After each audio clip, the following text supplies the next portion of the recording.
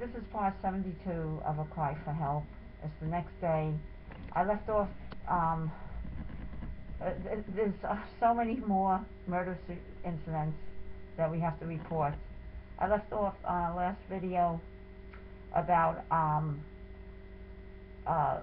what's his name? Homeland Security Police Officer Hamel. The next day, Joe goes to revoke his Social Security disability application because there was a big hoax in there. There wasn't even any text about why Joe deserves Social Security disability. Okay, at the time that we had to do that, the caseworker says she has another client. Okay, and then we walk out, and there's Homeland Security officer with the other security officer, Homeland Police officer with the other security officer. Okay, staring at us. Okay, and we told what happened the first day. The second day, Joe went into the Social Security office in Portland, Maine by himself because I cannot expose myself to any more corruption. I'm gonna, my blood sugars are skyrocketing. Okay, they don't allow me to have good control. Okay, just wanted to and we get poison again in restaurants, almost poison or maybe poison. Okay, I have to explain that incident which happened today. But let's continue with Police Officer Hamel of Homeland Security. Because I cannot be exposed to any more trauma and terror, as I have to preserve my health as much as possible, Joe went into the Social Security office to withdraw his application. He spoke to the same corrupt female manager who did not want Joe to say a word. She was trying to talk over me, and I said, I need to make a statement. She said, why do you want to withdraw? I said, well, there's a reason why, and I told him. And bear in mind, we have tape recordings of all these conversations. All the illicit activities that transpired the day before with the security guards following us, watching us, coming inside the room, listen to all our confidential, all our confidential information, medical information, personal information. And plus, the caseworker never wrote down why Joe deserves Social Security disability. That's against HIPAA regulation. He cannot do that, and that's totally unethical for him to do that. He's supposed to just stand where in the office where people come in.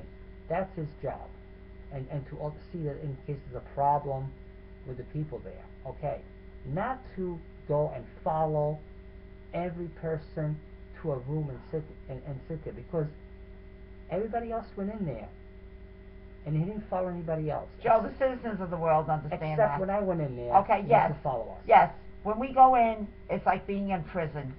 Okay, when we go outside, it's like being in prison also. We have to be monitored. Yes, monitored all the way, and they have to know everything about us so they can tell their fellow police comrades and all law enforcement and their cult members. Anyway, and we saw cult members outside in the parking lot of Social Security office in Portland, Maine, and inside the waiting room. And how do we know? Because these people go to the window, we actually see them, and then they give sneers at us and look at us, and then we see them outside on the streets following us and stalking us. Okay? And we're very aware of the cult members, because they all have these mean, vicious looks, and they look like devils. Okay? Very sneaky. After being with them for 8 months, following us 24/7, you know their routines and what they look like, because they all look the same. Demonic devil people. They all display the same demeanor. Yeah, like a stern look. They stare at you, or they sneer at you. Or smirk at you. Or smirk at you, exactly. So anyway. Yeah, let's get back to okay, so the next day, I went to a shopping center trying to, just, get your mind off. But I can't. I'm in the store. I'm like, I'm like in the twilight zone, okay? I don't know how to explain it to you. It's like, what happened to my life? So I go pick up Joe about an hour later, and I don't see Joe where he was supposed to meet me, right outside the Social Security office. Instead, what I see is the Homeland Security car there again. In the same spot, in the So same spot. I was getting very nervous because I was wondering, I hope Joe was okay. Well, what I was doing, I was actually sparing Susan for seeing that this Officer Hamel again, because let me just say before Susan says this, before Susan picked me up, what I was doing, I was waiting for her on the corner of the Social Security building this way. Instead of making her go into the parking, I figured she could just pick me up right there. But now, since I saw this Officer Hamel come again, that's after I had that incident by myself, telling the manager that I needed to make a statement, the reason why I had to withdraw, and she didn't let me even finish. But I said, I'm sorry, I need to talk. And after I said I need to talk, she says, I need you to leave this place, and she motioned to the same security guard that followed us that I need to go. But I said, listen, I said, and I told her, I said, you're cited, this officer cited, this will be dealt at a different venue. That's all I said. So for that, Homeland Security comes. So I walk out, I see this security guard again smirking at me. I first say, have a good day. The security guard in the Social Security office. But I realized, wait a minute. He was still smirking at me, and he thought I was just going to walk away. Instead, what I did, I went back to him, and I confronted him, and I said, what he did yesterday was so unethical and unprofessional. Okay, and I said, shame on you, and shame on this Social Security office. This is not a professional way to do things and to deal with people in this way. And I left. Now, because I stated what transpired, they call Homeland Security. So after I walked out, I went out and waited for Susan. I thought Susan would come, and the whole idea was that I was not supposed to be exposed to any more trauma and terror. All of a sudden, I just make, I come back again. I'm walking back and forth, and I guess I didn't see this Hamel coming again, and I see his truck there, his big SUV there. So what I do, I took a picture of it, because I have to document everything. And as I walk back again out in the street, I see this Officer Hamel watching me inside the lobby. Okay, I may believe I didn't see him, but I saw him in the corner of my eyes. What do you mean watching you inside the lobby? He was inside the lobby of Social Security watching me walking by. Really? Yes. Mm-hmm. And what happened after that, as I made the turn, I went around the corner, I turned my head, and guess who I saw peeking? He literally followed me to see where I was going, stalking me. Well, the cult always does that, Joe. And I saw him peek around the corner. So I completely turned my head. I guess he saw me turning my head, and he didn't jump back. Like you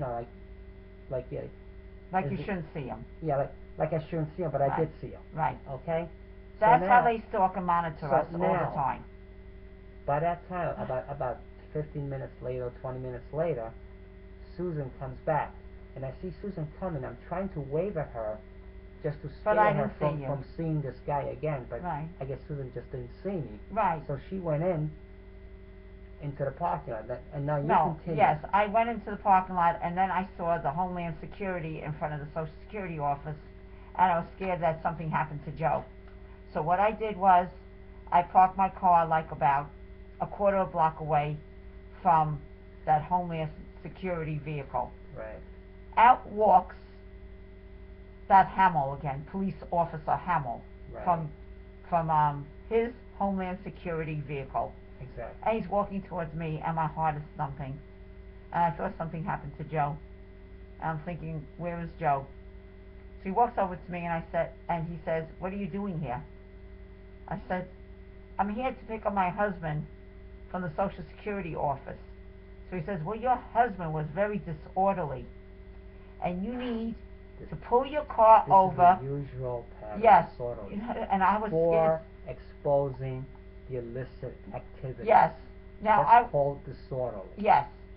And he says to me, and my heart was thumping, he says, you need to pull your car into this parking lot, because there was a little parking lot right where I parked my car, and you need to get out of your car immediately. And I told him no. I said, I'm not going to do that. He says, oh yes you are. Okay? And I see his gun on his side. He's holding his holster, and I was in shock. So I had to listen to this corrupt police officer. I pulled my car in the parking lot. Because you got out. And I said to him, what are you going to do, search my car? So he says, maybe. So I get out of the car, okay, and I told him off. I said, what are you doing to me? I said, I have diabetes. My heart is thumping. I said, instead of getting the terrorists of this lethal cult, you're traumatizing and terrorizing me. I'm an innocent American citizen who's entrapped in this lethal cult. How dare you, I said. No, I have to say it the way I said it, Joe, okay? I said, how dare you do this to me? You're a disgrace. And I could have gotten shot by him. But I had to say it because it's so surreal what's taking place and so terrifying. So he just stands there like a dodo. He doesn't know what to say to me. And I opened up all my car doors. I said, you want to search my car? Although you can't. I said, go ahead. Search my car. So he goes to me very meekly, no, I'm not going to search your car. So at that point, I was terrified, traumatized, okay? And all I'm thinking about is what happened to my family and what happened to being a United States citizen living in a democratic world. And I immediately got into my car where I felt safe, and he's screaming at me on the top of his lungs, okay? Don't you ever, your husband and you can never set foot in the Social Security office again. You will never do that again, or I'll arrest you. And he keeps on babbling like an auctioneer. I got in my car and I sped off, okay? I think I said something to him like, fuck you. I was in shock and trauma, okay? I couldn't believe what I was hearing. It's just like being in Nazi Germany. He got me out of my car. He did everything unlawful to me. He drove up my blood sugars, okay? And I practically fainted by the time I met Joe up the street. I was sweating, and Joe had to calm me down, and my heart was thumping, and I was getting chest pains. I know, he really did a job on her. Yes, he really did. And the whole idea was for me not to go with Joe into that Social Security office again, because I cannot fathom any more trauma and terror. But instead, it would have been better if I would have gone in the office and I wouldn't get attacked by This is what they want to do. Home Security Police Officer Hamel, Hamel. And he should be fired. And the legitimate Homeland Security with the legitimate personnel should know about this. Because it's a disgrace. And if someone can call and help us, okay, to report Shameful. Police Officer Hamel for the first day what he did to us, and for the second day, traumatizing and terrorizing us, coming with his Homeland Security vehicle, and acting like his, excuse my French, but I have to say the truth, like his shit doesn't stink, and he has power over us. We're living in such a police state, it's unbelievable. More has happened. Okay, today, June 23rd, 2012.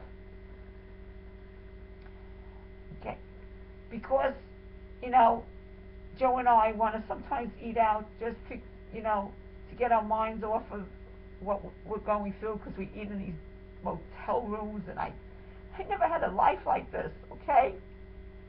We figured, let's go out for breakfast. Wow, was that a mistake?